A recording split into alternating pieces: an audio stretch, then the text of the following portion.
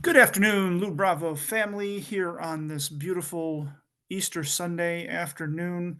I want to make a video about a concept you've probably come across or maybe have had a moderate experience with called dollar cost averaging, otherwise known as systematic investing. What is it? Why use it? Is there benefit from it? Are there any drawbacks from using it as well? And what I'm going to do as I get into this presentation, I'm going to kind of play a game with you on the receiving end who's listening to this and watching this. And we're going to have a tale of two investors: investor A on a blue line, investor B on an orange line. I will be investor A. You, conversely, will be investor B on the orange line. And what we're going to do is we're going to each throw $100 a month into our own investments, see how it performs over a 6-month period of time, and then cash out and see who made more money. So on this grid, as you can see, on the left-hand side, those numbers from $20 all the way down to zero is the price per share of the investment that we are investing in. And then that horizontal line, month 1 through 6, is the timeline and the time horizon that we're going to utilize. This strategy can work with stocks. It can work with ETFs. It can work with mutual funds as well. It definitely, if we're heading down the crypto realm, it can definitely work with crypto. So again, I'm blue line investor A, you're orange line investor B. And as you can see, my investment starting out at $10 per share. This is what we all want to see. We always want to see it double in performance from $10 and ending up at $20 in month 6.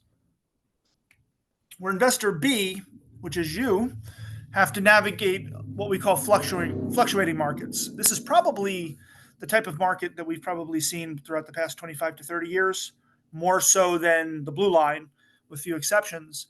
And I could probably anticipate that fluctuating markets are what we're going to see over the next 25 to 30 years. But we're still going to put in our $100 per month each, regardless of the price that we're looking at. So let's show kind of and illustrate how this works. So let's take a look at investor A. The per share price started at 10. And as you can see, you go to month 2 through month 6, it increases as we go up by $2 every month. $12, $14, all the way to $20 per share. Now, those blue numbers underneath those dollar figures are the amount of shares that I was able to buy with my $100. So in month 1, I put in $100 at $10 a share. I was able to accumulate 10 shares that month. As we went to month 2 and the investment became more expensive at $12, my $100 didn't quite give me as many shares as the first month. And that trend keeps going. The more expensive this investment gets, the less shares, number of shares in blue, you are able to accumulate. Finally, by month 6, my $100 at $20 a share only allowed me to obtain 5 shares. So what I accumulated after 6 months was 42 shares. Not bad for, socking some money into an investment, finding out that it doubled in price within 6 months. I think any one of us on this call and on this example looking to invest in something would take that without a doubt. Now, investor B, on your end, what you're doing is taking your same $100, dividing it by the share price, and in month 1, you're able to get 10 shares. But as the price started going down to $7 to $4, in month 4, it went down to $2. You're still putting your $100 in. By month 4, you put your $100 in, and it's only $2 a share. You're able to accumulate 50 shares. And then you watch the investment eke up back to where it started pretty much. Didn't really do anything. $6, $10. But look how many shares you were able to accumulate, investor B, in the orange, 126 shares, which is 3 times as many as I did. So while most of my clients end up on the orange line, and I'm by month 4, they're on the phone with me and I'm talking them off a ledge and I'm like, stick to the plan. There's a reason for this. I'm going to show you the reason after 6 months, 12 months, 18 months when we get to this point. So now that we're at month 6, we have our shares in our portfolio. We want to cash out. So if you remember my last video, when you are purchasing, you divide. When you are selling, you are multiplying. So I am going to multiply my 42 shares by my $20 share price. You are going to multiply your 126 shares by your $10 share price to cash out. And look what happens. Because myself and my investment kept getting more expensive, my 42 shares was pretty much gave me about $845. Not bad. I put in 600, 100 a month for 6 months, and I cashed out with some profit on top of that. I'll take that any day of the week. But look what happened to yourself on the investor B side on the orange line.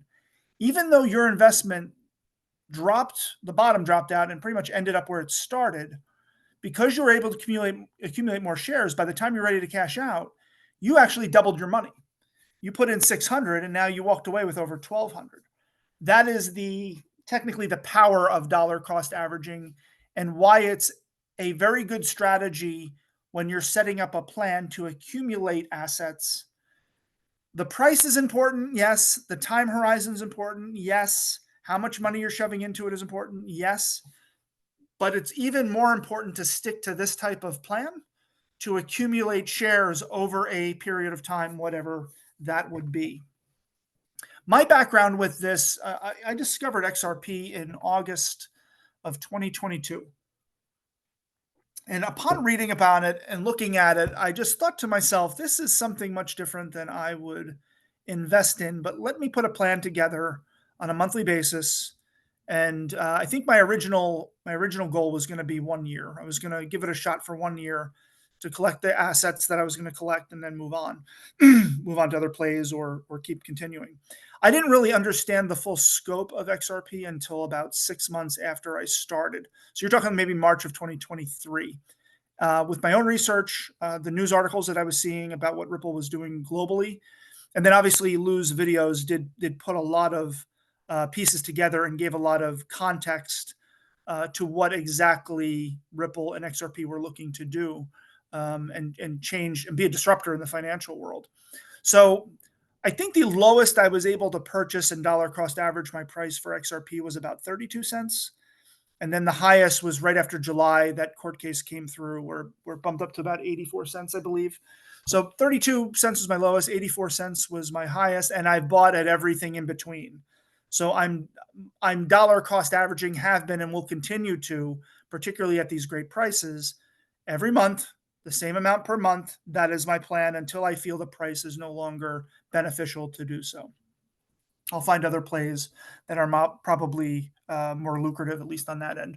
But look at this screen, soak it in. I'm going to leave it up for a couple of seconds. Screenshot it on your computer, on your phone. Send the video to somebody you think who would benefit from this, because even though you may understand the terms and me even may be doing it, sometimes when you're looking at brand new information like this, you need a little bit of time to process it. So take your time to process it, because I'll agree, it almost seems counterintuitive to keep throwing money at an investment that keeps dropping. But when you look at the results, this is the reason why.